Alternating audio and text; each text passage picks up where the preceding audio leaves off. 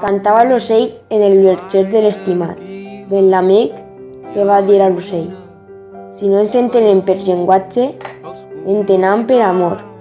Cor en el teu cant et representa als meus ulls el meu estimat. Estava l'amic tot sol sota l'ombra d'un vell arbre. Passaren homes per aquell lloc i li demanaren per què estava sol. I l'amic respongué que estigués sol quan els hagués vistos i sentits i que abans estava en companyia del seu amat.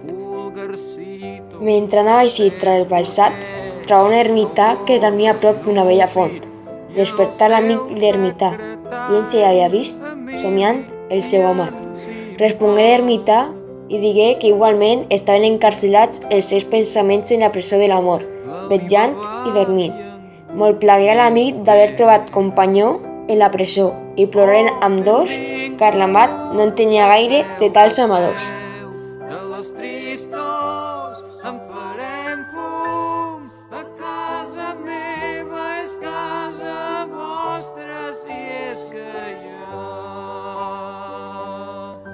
cases d'algú.